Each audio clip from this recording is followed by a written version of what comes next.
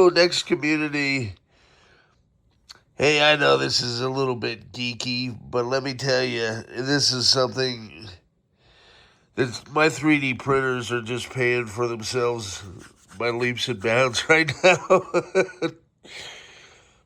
So, one of the issues I had was floppy disks everywhere, and these old boxes, and even the floppy disk carriers, a lot of them are kaput. So, we've got a floppy disk that I made here that holds 80 floppies. The other semblance of madness around here has been scattered RAM all over heck and back. And so now that I've got these 3D printed RAM carriers that hold 20 sticks each, that problem's getting resolved. I'm going through sorting all the RAM, so I'll have a complete handle on that. I'm also going to make one of these that holds my SCSI SD cards I have for sale, one for the load boards. I'm just thinking on the fly here. All these little parts, the accelerator boards. It's just going to make it so much easier to find stuff and stay organized. I'm making one for CDs. I've got this, this is perfect for holding optical discs. And I've got a couple of those so I can get all my optical discs sorted. And then these, this is how efficient this is. So I can probably store, a couple hundred sticks of RAM in a shelf that used to hold maybe 50 or 60 because of all these empty bags. So it's kind of like you'll make one for SD cards, and the list goes on. Quokkas, So sometimes it's the answer's so obvious it's right in front of your face. So I'm having fun doing that. And then I don't know if I showed you guys what's going on with these optical drives.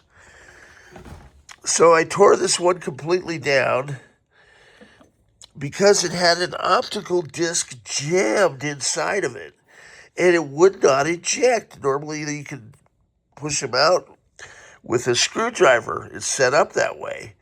And so what had happened is one of these cables was actually blocking the ability to manually eject the optical disc, and also it wouldn't let it eject at all.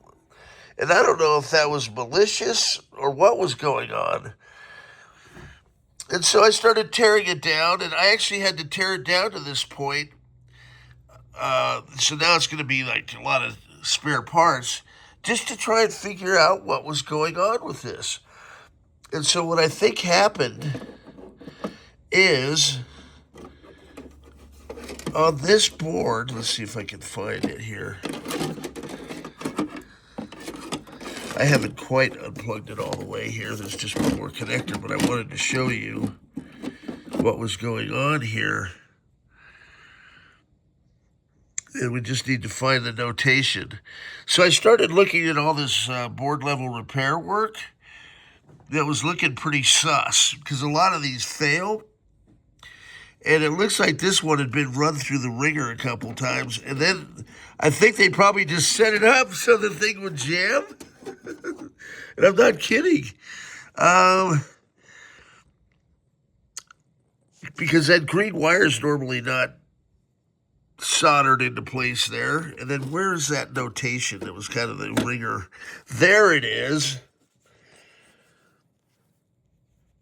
So attack, I don't know if I can focus in on there. It scratched in the 111. So they probably, and as you can see, there's discoloration and more like wiring trouble through there. And it's all because probably when they reassembled it, that wire was preventing the disc from ejecting.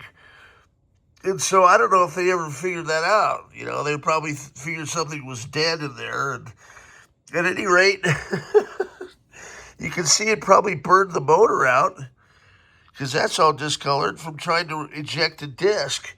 And it couldn't because it was like one of these was jammed in the gears. And so stay tuned. More fun stuff to come from the black hole. This is total geek stuff, I guess. So here's my little cube that I upsized that's going to fit this Mac Mini. I'm going to reprint this back.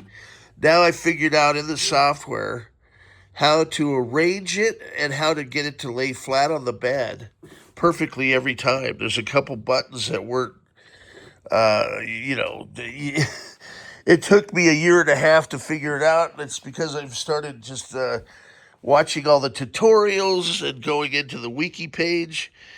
And so it's turned out pretty good. And I mean, the camera really picks up everything. So because this is the face of it, there's a little bit of glue here. But you could use like a torch very lightly, just sweep it back and forth, and it'll clean it all up really nicely. Um, at any rate, as I say, this is kind of a fun project for me, all the different things I have going on.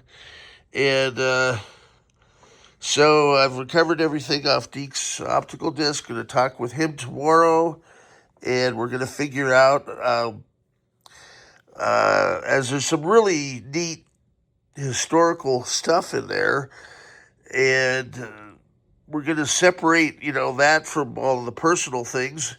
And so hopefully I'll be able to share some really neat stuff with the community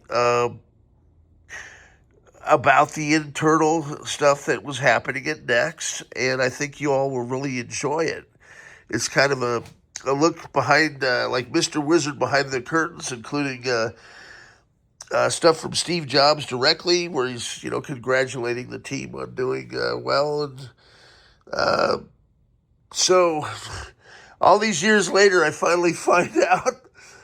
And for me personally, it was a little bit upsetting because when I was hired on with the company Alembic Systems, they were indicating that everything was fine and glory and, you know, all was going to be well. And I passed up an interview with Perez Architects to potentially, you know, come on as like kind of an intern leading to a job for designing the new Denver International Airport. And I'd done that for a senior level, it was actually a graduate level AutoCAD course. I designed an airport with the help of my dad, you know, who's was a line check airman for United, qualified captains to fly DC-10s. Only 2% of pilots in the nation ever get to that level because you're promoted by your peers. And it was fun just, you know, kind of going back and forth and with him about the best ideas from airports around the world. And that's what I implemented in my CAD. And 3D modeling was something relatively new. I think the CAD version was like 2.6. And one of my best friends, Paul Green, has made that his career, and he took that class with me as well.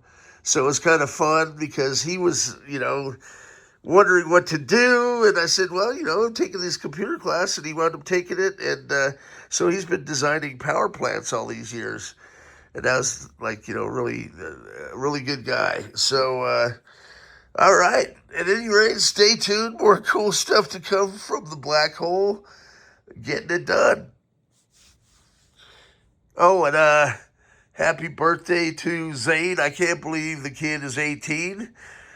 Um, you know, Kim's boy, and Darren. And so what I'm going to do is I'm going to make an AI video. He's amazing on the trampoline. He's like Super Mario. So I'm going to make a castle. He's really good at skateboarding as well. And it's going to be a combination castle, cake. And Super Mario is going to go in there skateboarding off spires and bouncing around and then slaying the dragon at the end for, celebrating his 18th birthday. So you'll be putting out the fire like Super Mario in a castle. So that'll be pretty fun. I'll post that out here as well. And just having a little fun. Oh, what's this guy? I even have aliens in here. All right. I hope you guys are enjoying this stuff because I'm having a lot of fun making it. And as I say, 3D printing, this is a game changer for me. I think I might even make one that's CD-ROM, size, because that'll take care of all the CD discs. It'll be easy to find them and organize. It's something I've needed to do for a very long time. So light bulbs are going off every now and then. You come up with cool stuff, and when it works, it's even better. So for my advertisement, I'm going to put all these together like box cars in a train.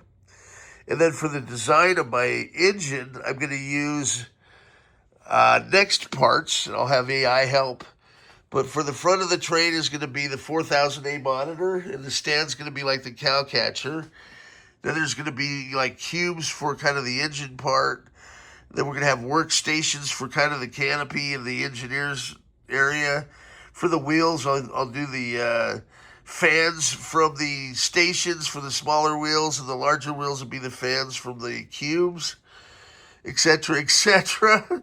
So it'll be like a steampunk locomotive pulling along these cars that'll have various next components, from floppy disks to RAM to the Zulu cards to the Blue Scuzzy cards. And I could even have it as like a banner rolling across my eBay store. And I think I can set it up to where the customer can actually click on it. And I can even maybe set it up in reality with the combination of AI video to where it looks like it's taking those components they need. Even voice, I'll set up voice recognition out of the train cars and into the shopping cart, so to speak. My mind is going, man. I'm coming up with lots of cool stuff. And the AI classes, I've got another one tomorrow morning. We're learning how to monetize, all the things that we're learning in AI. So I think I've got a really unique idea. We're implementing shopping cart software, marketing. I've got all the products already. And I'll have a good way to represent it, make it fun for people shopping it at the Black Hole and at Computer Powwow on eBay. And it'll also be on YouTube with videos. So let's see if I can get my ugly mug in here. I can do dual broadcast, showing my ugly mug as well as the products at the same time.